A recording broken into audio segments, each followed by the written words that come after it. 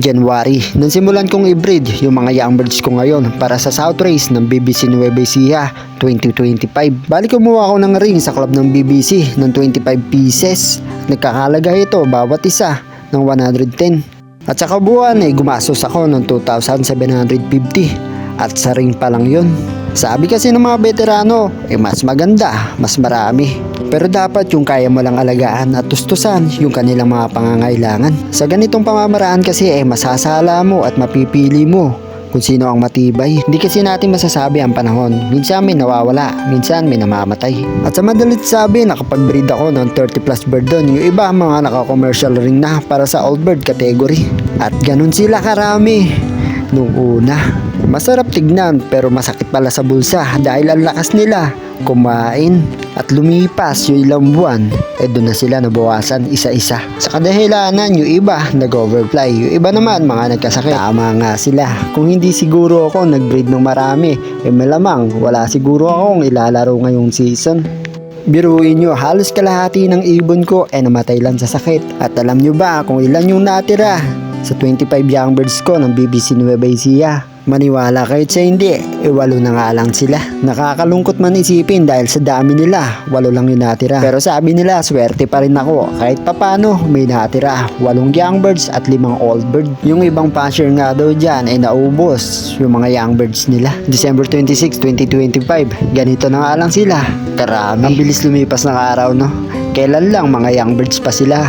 Yung takot na takot ka pang palabasin sila dahil baka mag-overfly. Pero ngayon, isasali ko na sila sa first lap grand pooling ng BBC Nueva Ecija. At isasali ko nga yung 8 young birds at saka 2 old bird. At yung 3, training lang dahil sa kabilang club sila naka-entry. December 21, nirelease yung mga ibon namin sa Mall of Asia ng 7:39 na umaga. At ang air distance namin doon is nasa 124 kilometers. At sa 10 entry ko, nag-aalala lang ako sa isang ibon. Yun nga si Whitetail. Kasi kada uwi niya ng training, putikan nga siya at palaging late. At ng mga oras na yan, maganda naman yung sikat ng araw. Kaya nagabang-abang na ako, makauwi pa kaya yung mga entry ko. Sila 6'9 pala mga kalapatid, training lang, cancel yung derby nila, next week pa. Ang mga nakasali natin ngayon, 10 ibon na sinalit na natin sa grand pooling sa BBC. At 8 young bird ng BBC, tsaka 2 old bird. Bali 13 yung aabangan natin ngayon.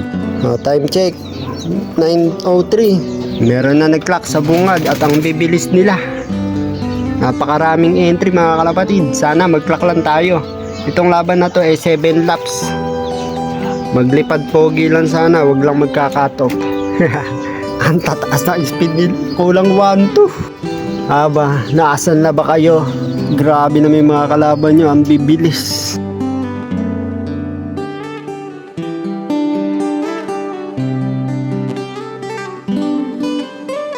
Meron tayo isa. Huwag sana si 6'9. First bird. Uy, ayos. Training. 9:26. Florison. Hermie Bautista. Race speed. Sayang kaso ito yung hindi natuloy na derby. Ang dasalan ng performance. Pasok. At ikaw naman nauna. Galing talaga to sa long distance. Siya na naman first bird. Dalawa, sabay. Dalawa. Sunod lang. Good job. Ayos, naka-entry. Ayun, dalawa. Dalawang Mona Lisa. Ayos. Sabay. Kasunod lang ng first bird natin. Good job. Kaklak muna ako guys. Klak muna ako. Matataas din yung speed. 1-2. Itong dalawa. Sana may sumunod pa. Dalawang Mona Lisa natin. First bird. Ayos. Ayos, nag-1-1. Ito na, meron tayo. Tatlo, sabay. Sunod lang din. Kakaklak ko lang ng dalawa. 1-1 din to, 1-1. Bumabasa na agad. Nako, umikot pa. Ito, 3. Dami na to. Sunod, ganda ng kondisyon natin. Ayos. Ayun, kasama si 6'9, tsaka 2 nakasali. YB. Pasok. Gagaling Galing. 4 na YB. Ayos. Clock muna ako. Lock muna ako. Ito pa isa. Di pa ako tapos mag-clock. Meron na dumating isa. YB ulit, YB. 5 YB na. Sunod-sunod. Oh, clock muna tayo, Gar. Huwag ka na lumabas, boy. Mamaya ka na. Clock muna ako. Ayos, sunod-sunod yung ibig natin.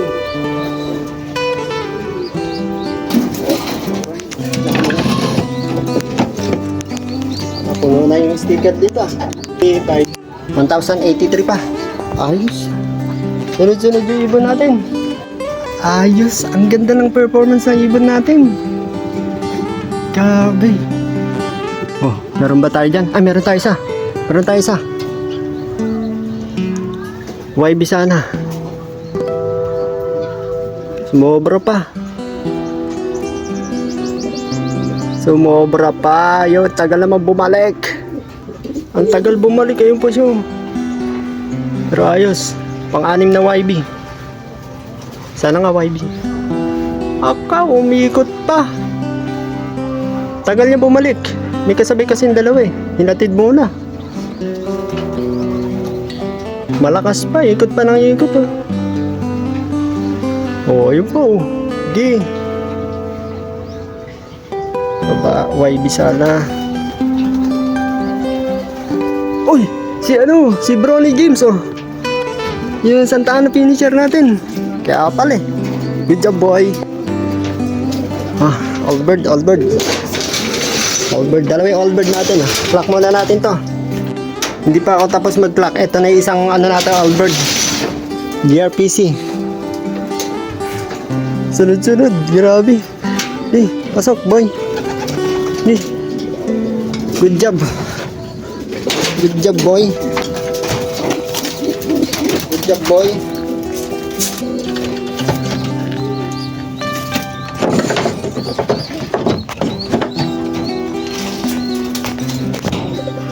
XK57 1047 pa speed. Ilan na lang ba ako lang? 1, 2, 3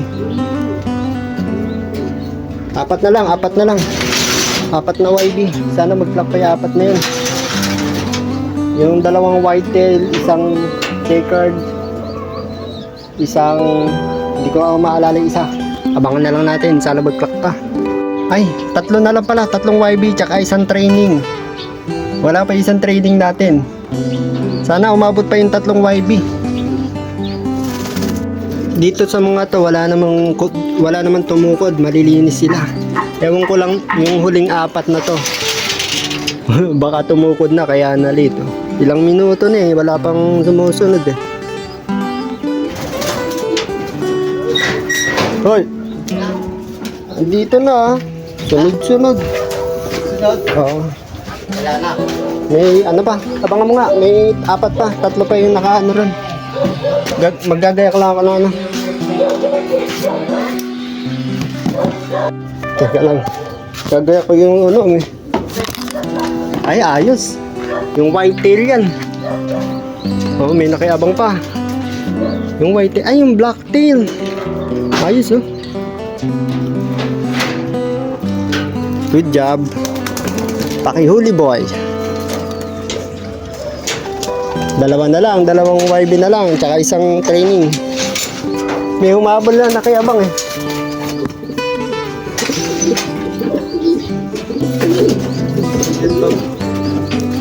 Ha? Huli mo na ay.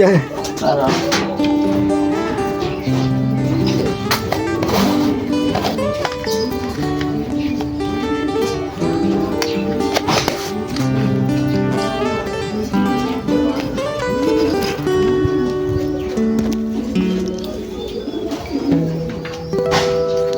Wala, may matira kaya sa 10 na yan. Kaya 4,000 yan.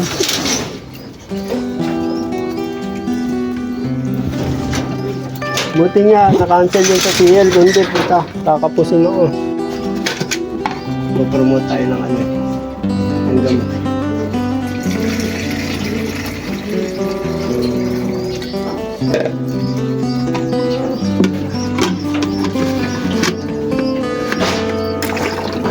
Sabang biyahe.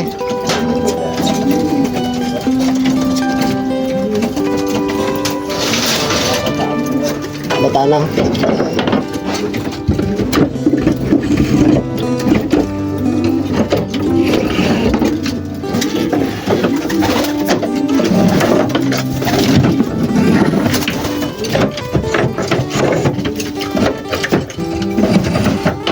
Training yun naon eh. Oo. Ay, ito yung YB. YB. Ay, training. Ito yung pansiyal sana sa derby oh. Sabi na nga ba, tukod siya eh. Masakit yung ano yung huling pakpak niyan, patubo. Ano, tukod. Dalawang YB na lang. So, clock din sana to sa derby ano. Clock pa rin, kaso mabagal na ka lang. Nasa 800. Pero clock pa sana yung tatlo ko sa ano. Seal. Ito na sana. Okay na na, iba. Checkered ba? Kung checkered yun, siya yun. Naka. Ba-black checkered yun eh. Wala, hindi yun. Ay, nako. 8/10. Kulang tayo ng dalawang YB mga kalapatids. Wala, ganun talaga. Cut off na.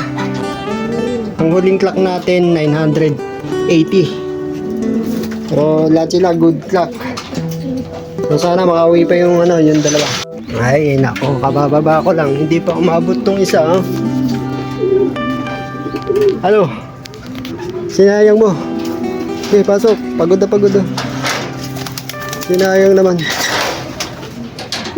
Oh, saktong cut-off. Dumating. Pero i-clock natin. Uy, huwag ka muna uminom. Tutuloy ba natin to? O kakarga ba natin?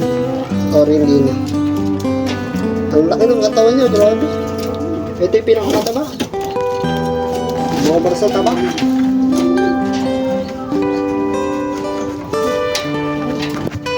Sayang. Tuloy pa ba natin to? Ayan, 670 plus ang speed. Kung kailan cut off saka dumating. Pagod na pagod. Ito yung pinakamataba eh. Ang lakas kasi kumain. Dapat pala nakabukod yung pagkain na to. Centrum 120 plus kilometers. Ito yung pinaka-late. Yan, hindi ko alam kung ano oras nakauwi to, pero siya lang yung tumukod. Pasok. Kaya pa kaya na to? Mukhang malakas pa naman siya. Tumukod lang. Sige, karga natin yan. Nakita ko mukhang malakas pa naman. Hindi naman mukhang lusak eh. Nabigla lang. Ay, sentrum tayo guys. Maganda yung pwesto ng ano, ng dalawang ibon natin. Pati yung first bird sa ano natin eh nasa bungad. Kaso training yung first bird natin, yung ano, to, aga na to. Grabe. Ganda sa ano ng ano na to, speed nasa 160 ganun, 150. Sa 1,943 na entry, nasa pan 200 nga yung dalawa natin at yung iba nasa baba na. Hindi na rin siguro masama yung pauwi natin dahil sa 10 entry natin, 8 doon ay nag-clock. Nakakahinayang lang no. Kung nabuhay ko sana lahat yung 30 plus bird na yun, di sana mas marami pa tayong inaabangan ngayon. Pero ganun talaga ang buhay, weather lang. Dito nga sa mga naiwan na to hindi ko alam kung may matitira pa hanggang dulo. Pero pinapangako ko, gagawin ko ang lahat para lang umabot sila sa final lap. May kasabihan nga tayo na mag-focus ka sa alaga mo at huwag sa alaga ng iba.